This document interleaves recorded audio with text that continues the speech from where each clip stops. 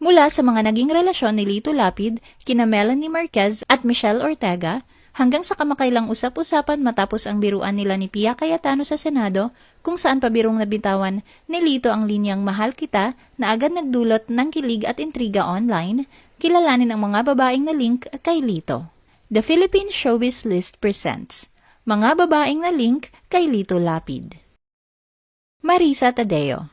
Bago pa man sumikat ng husto si Lito bilang action star noong dekada 80, kasama na niya sa buhay si Marisa Tadeo. Siya ang kinikilalang legal na asawa ng senador at ina ng 4 nilang anak, kabilang si Mark Lapid. Hindi tulad ng ibang celebrity wives na natiling pribado si Marisa at bihirang makita sa showbiz events o political spotlight. Sa kabila ng napakaraming unos, mga chismis at hayagang pagkakaroon ng anak ni Lito sa ibang mga babae sa showbiz, nanatili silang kasal. Hinarap din ng mag-asawa ang matinding legal na pagsubok sa ibang bansa. Gaya ng iniulat ng US Immigration and Customs Enforcement, naharap si Marisa sa isyu ng ilegal na pagpupuslit ng salapi sa Las Vegas. Sa kabila ng mga kontrobersyang ito, pinili ni Marisa na manatiling tahimik sa media upang mapanatiling buo ang kanilang pamilya. Kilala siyang matatag na sumuporta sa career ni Lito mula sa pelikulang hanggang Senado. Hanggang ngayon ay sila pa rin ang mag-asawa at walang opisyal na ulat ng paghihiwalay. Melanie Marquez. Isa sa pinakasikat na naging relasyon ni Lito ay si Melanie Marquez. Noong dekada 80, parehong aktibo sa showbiz ang dalawa.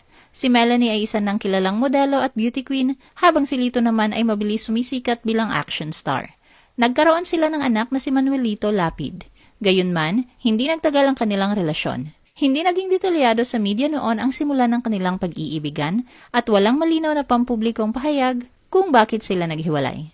Ngunit ayon sa mga lumang ulat sa showbiz, nahirapan umano silang panatilihin ang relasyon dahil sa magkaibang direksyon ng kanilang careers at komplikasyon ng personal na buhay ni Lito bilang may asawa na noon. Makalipas ang maraming taon ng pananahimik, mas naging bukas si Melanie sa pagtalakay tungkol sa kanilang nakaraan. Sa kanyang panayam noong December 2024 sa online talk show ni Esther Amoyo na TikTok with Esther Amoyo, ibinahagi niya na 17 years old lamang siya nang mabuntis siya ni Lito. Pakiramdam raw ni Melanie ay hindi lubos na nagampanan ni Lito ang responsibilidad nito bilang ama kay Manuelito. Inilahad niya na siya mismo ang nagsikap magtaguyod sa kanilang anak ng halos mag-isa. Sa kabila ng hiwalayan, hindi naman naging sentro ng malalaking eskandalo ang kanilang relasyon. Michelle Ortega. Si Michelle Ortega ay dating singer-actress at miyembro ng youth-oriented show na That's Entertainment noong dekada 90. Bata pa lamang siya noon nang makilala niya si Lito na isa ng established action star at isa sa pinakamalalaking pangalan sa pelikulang Pilipino. Ayon mismo kay Michelle, sa isang panayam noong 2024, 21 years old lamang siya nang iwan niya ang showbiz dahil sa relasyon nila ni Lito. Sa panahong yon, si Lito ay hindi lamang sikat na artista, kundi isa ring pamilyadong lalaki na may legal na asawa. Sa kabila nito, naging seryoso ang relasyon ni Michelle at Lito at nagkaroon sila ng anak, ang aktres na si Isabel Ortega. Isa sa pinakamahalagang revelasyon ni Michelle ay ang pag-amin niyang alam na niya noon pa man na may hangganan ang relasyon nila ni Lito. Ayon sa kanya, hindi niya nakitang tatanda siya kasama si Lito dahil mayroon itong sariling tunay na pamilya. Sa halip na gawing puno ng galit ang sitwasyon, pinili raw niyang maging maayos at makatotohanan sa anak nila.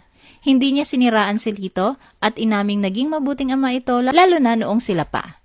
Habang tumatagal, naging mas malinaw umano kay Michelle na hindi maaaring maging permanenteng pamilya ang kanilang relasyon. Sa kalaunan, naghiwalay sila habang bata pa ang anak nila. Lorna Tolentino. Noong 2024, muling naging laman ng entertainment news si Lito dahil sa tambalan nila ni Lorna Tolentino sa seryeng FPJ's Batang Quiapo. Dahil sa chemistry ng kanilang mga karakter na Primo at Amanda, nagsimulang umugong ang chismis na may espesyal na namamagitan sa dalawa. Marami ring fans ang kinilig sa kanilang tandem kahit parehong senior na sa industriya. Tinawag pa ng ilang netizens ang kanilang love team na Primanda. Ngunit kapwa nilinaw ng dalawa na wala silang romantikang relasyon sa tunay na buhay. Pia Cayetano. Isa sa pinakabagong nalilink ngayon kay Lito ay si Senator Pia Cayetano matapos ang isang masayang palitan nila ng mensahe sa Senado. Bagamat malinaw na biro lamang ang lahat, naging usap-usapan ito sa social media dahil sa natural na chemistry at magaan na biruan ng dalawang senador. Nagsimula ang pagkakalink kina Lito at Pia sa isang Senate session kamakailan. Habang nagsasalita si Pia, nagpasalamat siya kay Lito dahil kahit magkaiba sila minsan ng political alignment at abala sa kani-kanilang trabaho, hindi raw nakakalimot si Lito na padalhan siya ng mga delegacy mula Pampanga, partikular na ng Maha Blanca at Suman. Ang pasimpleng pasasalamat na yun ay agad na nauwi sa tawanan nang sumagot si Lito ng isang linyang hindi inaasahan ng marami. Gusto kong malaman mo na mahal kita. Dahil kilala si Lito bilang tahimik at seryosong personalidad sa Senado, mabilis na naging viral ang kanyang pahayag. Nagtawanan ang mga senador sa session hall habang ang mga clips ng kanilang interaction ay agad na kumalat online. Maraming netizens ang kinilig at natuwa sa natural na biruan ng dalawa. May ilan pang nagsabing parang Senate love team ang dating ni Lito at Pia dahil sa komportable nilang pakikitungo sa isa't isa.